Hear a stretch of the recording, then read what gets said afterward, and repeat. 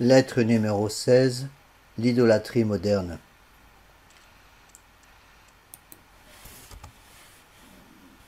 Qu'est-ce que l'idolâtrie?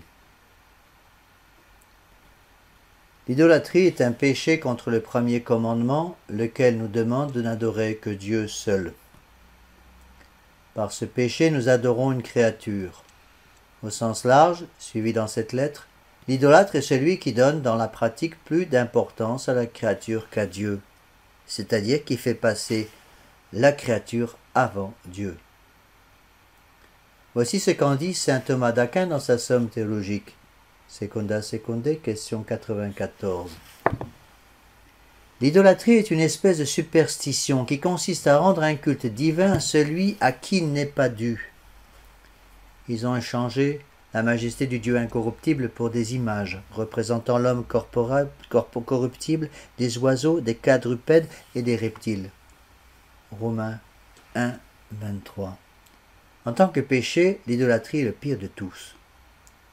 Parmi les péchés qui sont commis directement contre Dieu, continue saint Thomas, le plus grand de tous semble être pour un homme d'accorder l'honneur divin à une créature, car en agissant ainsi, il installe un autre Dieu dans le monde et diminue la souveraineté du vrai Dieu. L'idolâtrie est aussi un blasphème en tant qu'elle prive Dieu de son autorité et nie la foi dans ses œuvres. L'adoration des idoles est le début et la cause de tous les maux. L'idolâtrie a une double cause: le désordre dans les affections et l'ignorance dans l'intelligence. Il n'y a pas un seul genre de péché que l'idolâtrie ne produise, soit en le causant directement, soit en étant une occasion pour ce péché. Une triste constatation. Force nous est de constater que, dans bien des familles catholiques, même au sein de la tradition, nos jeunes ont tendance à placer dans la pratique la créature avant le Créateur. Si la question pour vous, qu'est-ce qui est le plus important dans votre vie, leur est posée, la réponse est souvent trouver un bon travail bien rémunéré. Spéculativement, intellectuellement, la plupart de nos jeunes, et beaucoup de nos moins jeunes, prétendent bien sûr aimer Dieu par-dessus tout. Mais dans la pratique de leur vie quotidienne, il faut malheureusement avouer qu'ils se soucient souvent bien plus de leur avenir professionnel, du sport, de leur apparence physique, de la musique moderne, des ordinateurs, des filles ou des garçons, de politique que du bon Dieu et du salut de leur âme. Que font-ils du principe et fondement de saint Ignace? L'homme a été créé pour louer, honorer, servir Dieu et par ce moyen sauver son âme. Nous avons tendance, à cause du péché originel, à mettre toute notre énergie dans les choses secondaires et adorer les dieux du monde moderne. Nous nous inquiétons beaucoup de ces mêmes choses secondaires: la pollution, les arbres, le sport, la santé, la politique, les bébés phoques. Et pas assez des choses vraiment importantes: Dieu, son Église, le salut de notre âme.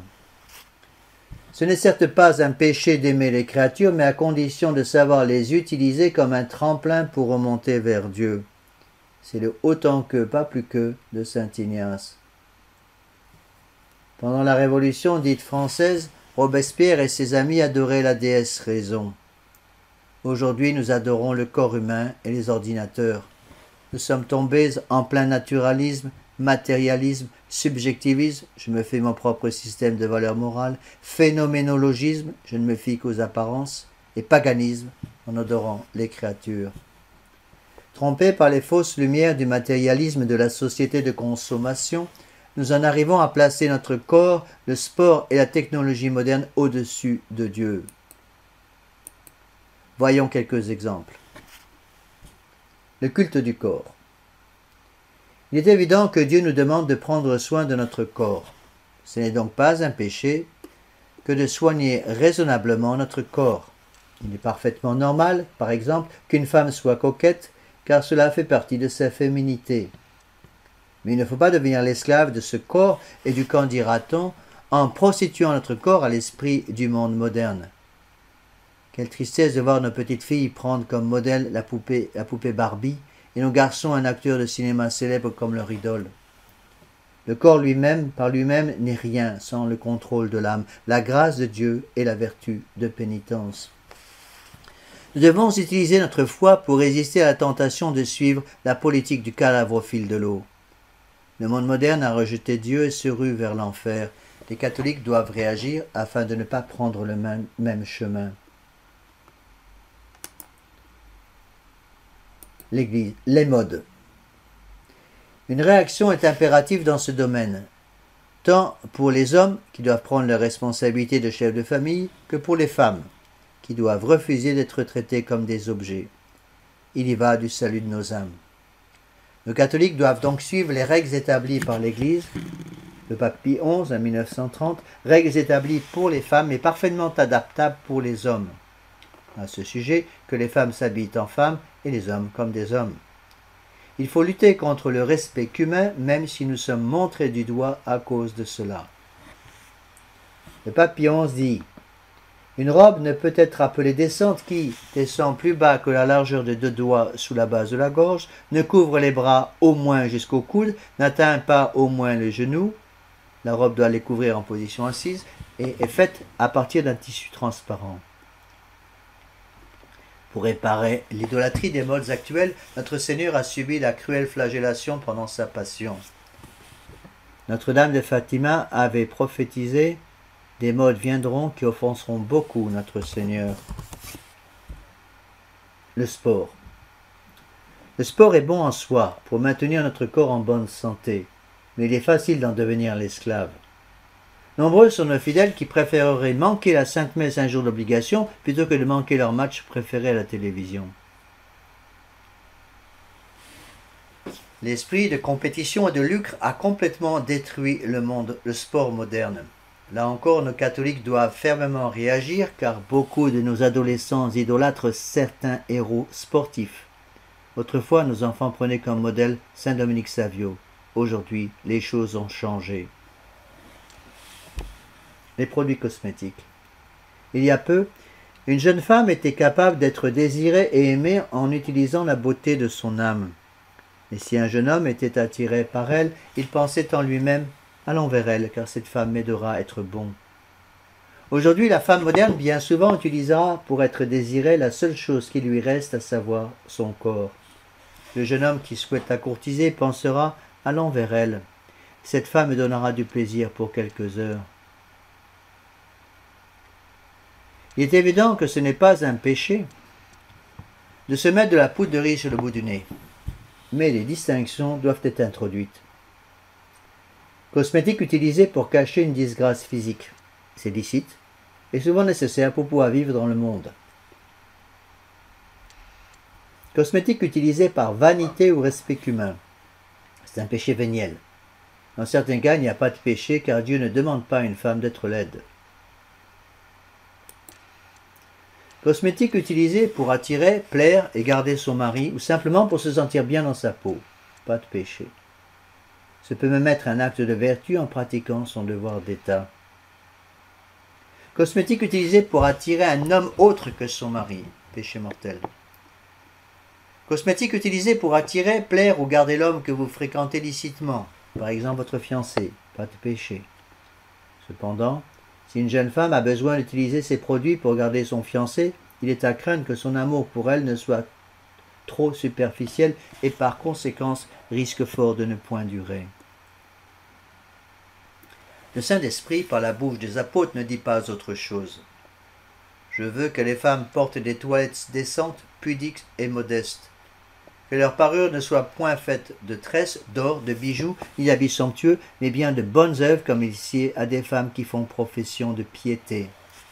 1 Timothée 2, 9.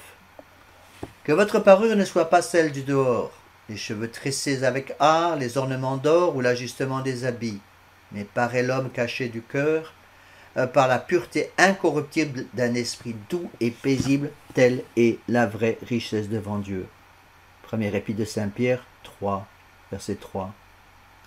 Le Saint-Esprit parle ce langage pour tous les temps, y compris cette fin de XXe siècle ou ce début du XXIe.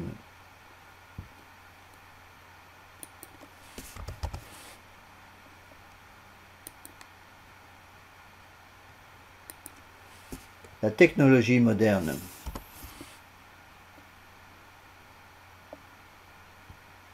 La technologie moderne en tant que telle n'est pas mauvaise, et encore faudrait-il qu'elle ne domine pas notre vie. La technologie pour l'homme, oui, l'homme pour la technologie, non. La télévision ne représente pas le seul danger pour les âmes. Il faudrait en dire autant de l'usage imprudent et immodéré des ordinateurs et d'Internet qui distillent l'orgueil dans l'esprit des utilisateurs. L'ordinateur n'est qu'un instrument sans intelligence par lui-même qui peut être bien utile dans certains cas. Mais si l'homme en devient l'esclave, l'ordinateur devient dangereux et peut détruire totalement son pouvoir d'abstraction. La technologie moderne est la substitution contemporaine de la vertu de prudence. Pour un catholique, la prudence aide à déterminer quelle est la bonne chose à faire dans la situation présente. La vérité du jugement prudentiel dépend de la rectitude des appétits, c'est-à-dire de la bonté morale de la personne qui porte ce jugement. C'est tout à fait différent avec un ordinateur. Nous avons tendance à avoir trop confiance dans la machine électronique et lui confier la décision prudentielle. On injecte dans l'ordinateur une énorme quantité de données et on espère que cette machine va infailliblement nous dire ce qui doit être fait. Carol Robinson. Ce qui est dit sur l'ordinateur pourrait être dit de toutes les technologies modernes. Ce ne sont que des moyens et non pas des fins. Il est ainsi possible de devenir, par exemple, l'esclave de la musique, comme on peut devenir esclave du vin, de la drogue, de son activité professionnelle, quand, par exemple, on arrive à la faire passer avant ses devoirs relatifs à Dieu et à sa famille.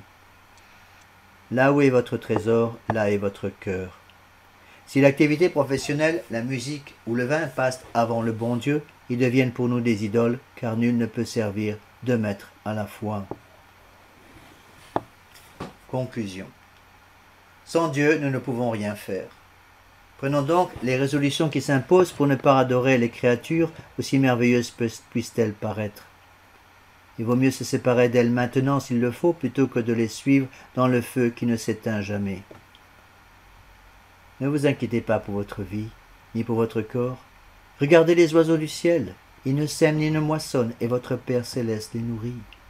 Cherchez d'abord le royaume de Dieu et sa justice, et tout le reste vous sera donné par surcroît. Tout dévoué entre Seigneur Jésus-Christ et sa très sainte Mère.